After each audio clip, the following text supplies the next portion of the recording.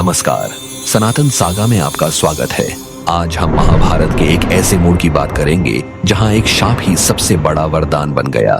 ये कहानी है पांडव योद्धा अर्जुन की, जिन्होंने अपने पौरुष के त्याग से अपने भाइयों का भविष्य सुरक्षित किया। यह घटना तब की है जब अर्जुन अपने दिव्य पिता देवराज इंद्र के निमंत्रण पर स्वर्ग में वास कर रहे थे। वहां वह कठोर प्रशिक्षण ले रहे थे और दिव्य अस्त्र शस्त्र प्राप्त कर रहे थे। एक रात देवताओं की सभा में उन्होंने स्वर्गीय नर्तकियों अप्सराओं का नृत्य देखा। उन अप्सराओं में सबसे तेजस्वी थीं उर्वशी। वह अर्जुन के बल, सौंदर्य और तेज से तुरंत मोहित हो गईं। अपने स्वभाव के अनुरूप उर्वशी ने अर्जुन के समक्ष प्रेम का प्रस्ताव रखा, परंतु अर्जुन का मन नश्वर जगत के धर्म और मर्यादा से बंधा था। उन्होंने विनम्रता से उर्वशी को अस्वीकार कर दिया। अर्जुन ने कहा, माता, मैं आपकी इच्छा पूरी नहीं कर सकता। आप मेरे वंश की एक पूर्वज हैं, क्योंकि आप कभी मेरे प्राचीन पूर्वज राजा पुरुरवा की पत्नी थी। राजा पुरुरवा कुरुवंश के एक पूर्वज हैं और अर्जुन भी उसी ही कुरुवंश के हैं। अर्जुन ने कहा, मेरी नजरों में आपका स्थान एक माता या दादी के समान पूजनीय है। एक महान योद्धा के लिए वंश की मर्यादा प्रेम से कहीं ऊपर होती है।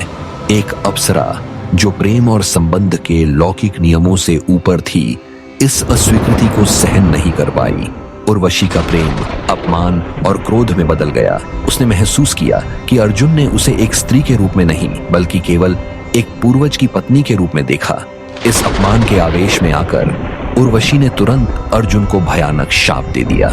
नपुंसक होने, पौरुषहीन होकर बृहन्नला के रूप में स्त्रियों के बीच जीवन बिताने का शाप। यह शाप एक क्षत्रिय के लिए मृत्यु से भी बदतर था, लेकिन देवराज इंद्र ने हस्तक्षेप किया।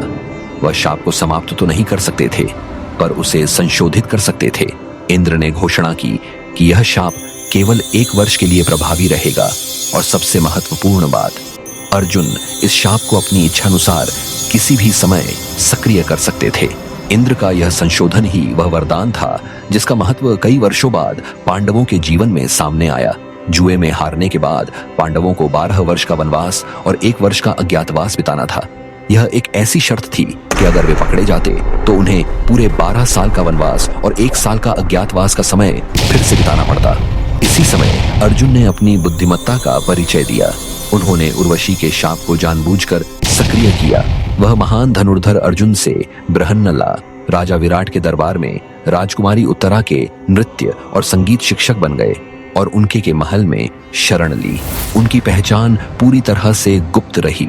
दुश्मन तो क्या, उनके अपने भी उन्हें नहीं पहचान पाए। यह शाप एक ऐसा अभेद्य कवच बन गया जिसने पांडवों को उनके सबसे कठिन समय में छिपाए रखा और उन्हें युद्ध की तैयारी का पूरा मौका दिया। अर्जुन की यह कहानी हमें सिखाती है कि जीवन में आने वाली सबसे बड़ी रुकावटें और कठिनाइयां भी अगर हम धैर्य और बुद्धि से काम लें तो हमारे लिए गुप्त शक्तियां बन सकती हैं। अर्जुन ने अपने अहम और पहचान का त्याग करके अपने परिवार का भविष्य सुनिश्चित किया। तो दोस्तों, आपको यह कथा कैसी लगी हमें कमेंट्स में बताएं, लाइक करें, शेयर करें और सनातन सागा को सब्सक्राइब करना न भूलें। मिलते हैं अगली कथा में। जय श्री कृष्ण।